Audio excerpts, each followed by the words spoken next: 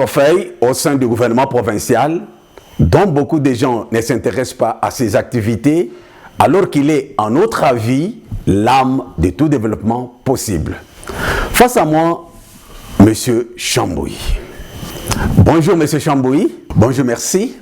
Monsieur Chambouy, vous êtes témoin oculaire de toutes les mutations qui se sont opérées depuis l'adoption par référendum et la promulgation par le chef de l'État de la Constitution du 18 février 2006 ayant consacré la démocratie en République démocratique du Congo. Chaque province avec deux institutions politiques, l'Assemblée provinciale et le gouvernement provincial. Avez-vous déjà entendu parler du ministère de la tradition Congo? Non, non, jamais. J'ai toujours entendu parler de portefeuille des affaires coutumières, mais de manière précise, claire et sans équivoque qu'il s'agit de la tradition Congo. C'est une touche particulière propre à l'actuel gouverneur de province.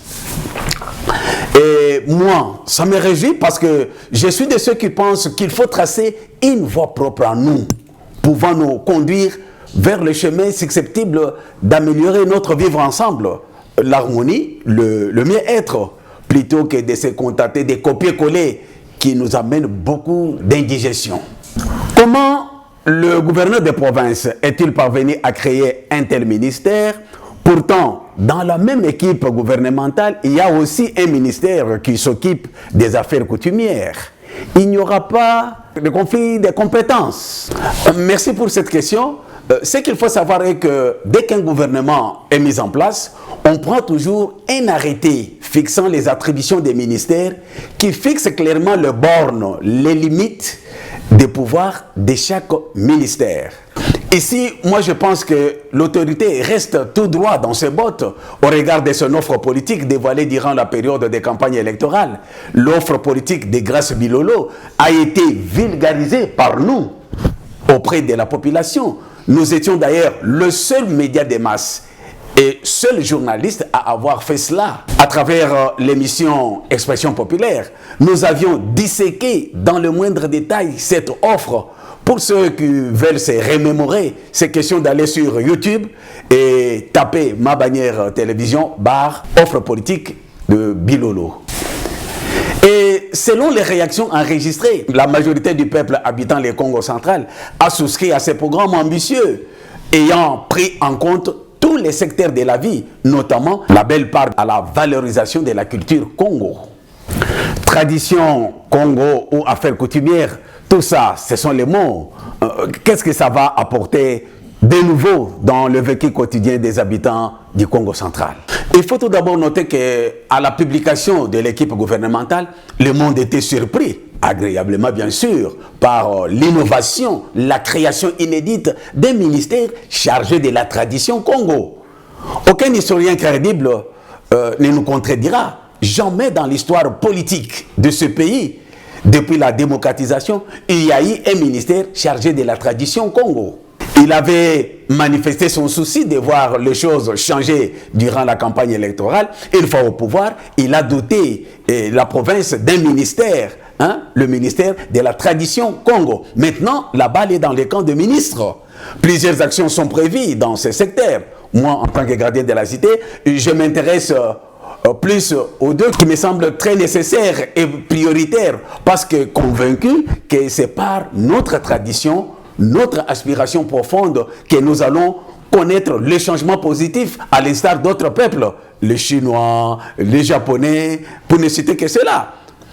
Devant le peuple représenté à l'Assemblée provinciale, le chef de l'exécutif a pris l'engagement de promouvoir la langue Kikongo. En notre entendement, c'est le Kikongo dans toutes ses variantes spécifiques et significatives, telles que Kintandu, Kindibu, Kinyanga, Kiyombe et autres. Et c'est ma bannière, télévision Ma Bannière FM, qui a déjà une longueur d'avance pour la promotion de cette culture. Mais nous ne sentons pas encore l'implication du ministère de la tradition Congo. Pourquoi ne pas accompagner Ma Bannière télévision de tout ce qui se passe à la maison du peuple, donc à l'Assemblée provinciale, soit relayé, informer le peuple à travers nos différentes variantes de Kikongo. Présentement, on est au moment de la session budgétaire. Mais qu'est-ce qui empêche le ministre en charge de la tradition Congo à solliciter des crédits budgétaires pour la communication dans ce sens, pour que les gens soient effectivement informés en Kintandu, en Kingyombe, en Kindibu, par ma bannière. Et devant le peuple, à l'Assemblée provinciale, le chef a aussi pris l'engagement de faire connaître et valoriser l'écriture Mandombe, inventée par Mukongo de père et de mère, notre compatriote Wabeladio, paille de reste-mémoire. Écriture lui inspirée par notre Dieu Papa Simo Kimbangu. Jusque-là, rien ne bouge non plus, monsieur le ministre. Monsieur le ministre, rien ne bouge de ce côté, parce que c'était une promesse de campagne de son Excellence, monsieur le gouverneur. Et selon les informations à notre possession, aucun contact n'a été amorcé, ni avec la structure provinciale de l'église kimbanguiste qui s'occupe de l'apprentissage de cette écriture, ni encore moins avec l'université Simon Kimbangu, là où l'écriture Mandombe est aussi enseignée. Nous sommes à la période des sessions budgétaires. Là, j'insiste. Monsieur le ministre, battez-vous, prévoyez des crédits nécessaires pour faire connaître et valoriser l'écriture Mandombe. C'est la promesse du chef. Quoi de nouveau? Sachez que puiser dans l'ensemble de ses propres habitudes, ses connaissances, ses pratiques morales, c'est ça la tradition, hein? C'est facilement comestible qu'un produit importé et de surcroît imposé. Il faut savoir que si vous donnez à un Congolais des verres, des terres comme repas, c'est un problème. Il me semble que les députés provinciaux sont aussi concernés dans cette affaire. Si, c'est l'Assemblée provinciale qui est l'autorité budgétaire. Honorables députés, réveillez-vous, saisissez cette opportunité, meilleure opportunité, allouez les crédits, les moyens nécessaires au ministère de la Tradition Congo pour qu'il puisse être à la hauteur des défis et rencontrer la promesse faite par le chef de l'exécutif à la population.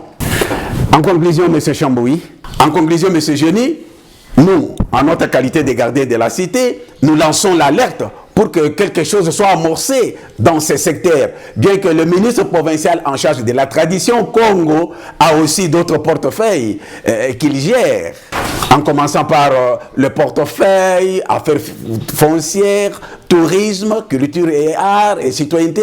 Vraiment, il est presque surchargé. Une raison de plus qui justifie notre prise de position en faveur des changements de l'actuelle constitution, qui ne favorise pas les pays à décoller facilement pour le développement. Hein? Ça ne va pas avec le copier-coller nous imposer par les imposteurs étrangers et leurs complices congolais. Notion que nous développerons dans nos futures productions. Merci, M. Chamboui. C'est moi qui vous remercie